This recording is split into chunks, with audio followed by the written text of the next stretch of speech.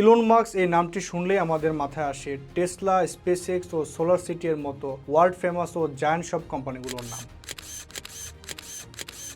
Forbes 2024-এর তথ্য মতে $252 billion নিয়ে ইলন মাস্ক বর্তমানে বিশ্ব সেরা ধনী। তিনি টেসলা মোটরস, স্পেসএক্স ছাড়াও আরও কোম্পানি যেমন নিউরালিঙ্ক, এক্সের মতো ওয়ার্ল্ড টপ মোস্ট ভ্যালুয়েবল কোম্পানিগুলোর ওনার। এমনকি বিজনেস ইনফ্লুয়েন্সার হিসেবেও ইলন মাস্ক শীর্ষে আছেন। তার এক টুইটে যে কোনো কোম্পানির শেয়ার ও বিটকয়েনের দাম কমে যায় বা বেড়ে যায়। ফোর্বসের তথ্য মতে 2020 সালে ইলন মাস্ক $150 বিলিয়ন ইনকাম করেছেন, যেখানে পুরো বিশ্ব কোভিডের সাথে লড়াই করছিল। কারণ 2020 সালে ইলন মাস্কের কোম্পানি টেসলা মোটরসের শেয়ার প্রাইস 720% বেড়ে গিয়েছিল, যার কারণে ইলন মাস্ক বিশ্বের শীর্ষ 5 জন ধনীদের একজন হয়ে গিয়েছেন। আরও আশ্চর্যের ব্যাপার কি জানেন, তিনি সেলফ লার্ন করে রকেট সায়েন্টিস্ট হয়ে গিয়েছেন। ভাবা যায়। আজ আমরা দেখব কিভাবে ইলন মাস্ক শূন্য থেকে বিশ্ব সেরা ধনী হয়ে উঠলেন। পুরো ভিডিও জুড়ে সাথেই থাকুন।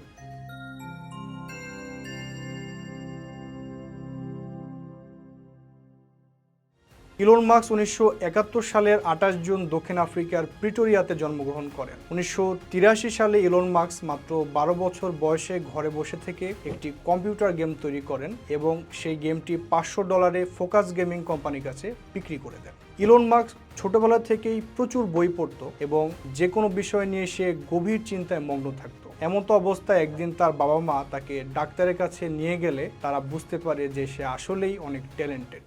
ইলন মাস্ক 24 বছর বয়সে কানাডা থেকে আমেরিকার ক্যালিফোর্নিয়ায় ফিজিক্সের ওপর পিএইচডি করতে যান, কিন্তু 2 মাসের ভেতর পিএইচডি বাদ দিয়ে দেন এবং সিলিকন ভ্যালিতে ইন্টারনেটের গোল্ডেন সময়ের জনপ্রিয়তাকে কাজে লাগিয়ে দুর্দান্ত সব বিজনেস আইডিয়া তৈরি করতে শুরু করেন। ইলন মাস্ক তখন থেকেই বেশ কয়েকটি বিজনেস উদ্যোগ নিয়েছিলেন, যেগুলো থেকে তিনি সফল হন। তার শুরুর দিকের বিজনেসের মধ্যে রয়েছে Zip2, পেপ্যাল, X.com। 1995 সালে ইলন মাস্ক ও তার ছোট ভাই কিম্বাল মাস্কের সাথে Zip2 নামক একটি কোম্পানি শুরু করেন।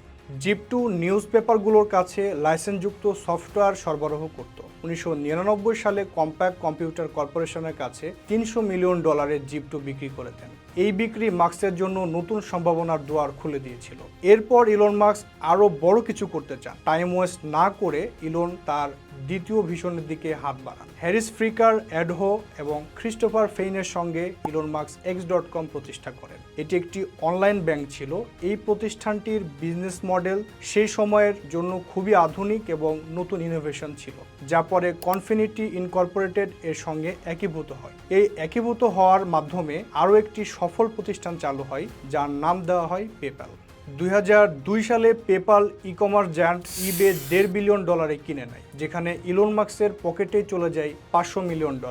এত টাকা পেয়েও মাস্ক একটুখানি বিশ্রাম না নিয়ে এমন দুটো বিজনেসে নিজেকে জড়ান যেগুলোকে লোকে স্রেফ পাগলামি মনে করেছিল, কিন্তু এই দুটো বিজনেসই তাকে মিলিয়নার বানিয়েছে। বিজনেস দুটোর একটি হলো স্পেসএক্স এবং অন্যটি হলো Tesla motors. SpaceX business model ছিল রিইউজেবল রকেট তৈরি করা এবং মহাকাশ ভ্রমণ সহজ করা। স্পেসএক্সের ইনোভেটিভ আইডিয়াটা ছিল ইলন মাস্কেরই, যা পরে তিনি মঙ্গল গ্রহ বসবাস করার জন্য প্রজেক্ট হিসেবে আরও বড় করেছেন। এরই জন্য তিনি নির্মাণ করেছেন স্টারশিপ মহাকাশযান। ইলন মাস্ক যে শুধু সফল হয়েছেন তাই নয়, তিনি স্টারশিপ রকেট লঞ্চ করতে গিয়ে 3 বার ব্যর্থ হয়েছেন, কিন্তু থেমে থাকেননি। শেষমেশ 2024 সালে চতুর্থবার স্টারশিপ ফ্যালকন 4 রকেটটি সফলভাবে লঞ্চ হয়। অন্যদিকে টেসলা মোটরস হলো ইলেকট্রিক কার নির্মাতা প্রতিষ্ঠান। অনেকেই মনে করেন বৈদ্যুতিক গাড়ির জনক হলো ইলন মাস্ক, কিন্তু টেসলার মূল প্রতিষ্ঠাতা হলেন এইবারহার্ড এবং মার্ক টারপেনিং।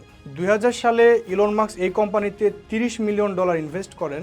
এরপর 2007 সালে প্রতিষ্ঠানের সিইওকে সরিয়ে সেই জায়গাটি ইলন মাস্ক নিজের করে নেন। সিইও হবার পরে ইলন মাস্ক কোম্পানি আইপিও থেকে শুরু করে আরও বেশ কিছু সিদ্ধান্ত নেন, যা এই কোম্পানিকে আরও সাকসেসফুল করেছে। 2006 সালে মাস্ক প্রতিষ্ঠা করেন সোলার সিটি। এটি একটি সোলার কোম্পানি। 2010 সালের মাঝামাঝিতে যুক্তরাষ্ট্রের শীর্ষ আবাসিক সোলার কোম্পানি হয়ে ওঠে। মাস্ক টেসলার মাধ্যমে 2016 সালের সোলার সিটিকে $2.6 বিলিয়ন স্টকের বিনিময়ে কিনে নেন। পরে টেসলা এনার্জি নামে তার কার্যক্রমে অন্তর্ভুক্ত করেন। ইলন মাস্ক 2015 সালে ইনভেস্ট করেন আর্টিফিশিয়াল ইন্টেলিজেন্স নিয়ে কাজ করা প্রতিষ্ঠান ওপেনএআই প্রজেক্টে। এখানে ইলন মাস্ক আর্টিফিশিয়াল ইন্টেলিজেন্সের গবেষণার কাজ দ্রুত শেষ করার জন্য নন প্রফিট হিসেবে ইনভেস্ট করেন। অর্থাৎ ওপেনএআই দিয়ে ইলন মাস্ক কোনো প্রফিটের কথা চিন্তা করেননি, বরং এই প্রযুক্তিকে সামনে এগিয়ে নেওয়াই তার প্রধান লক্ষ্য ছিল।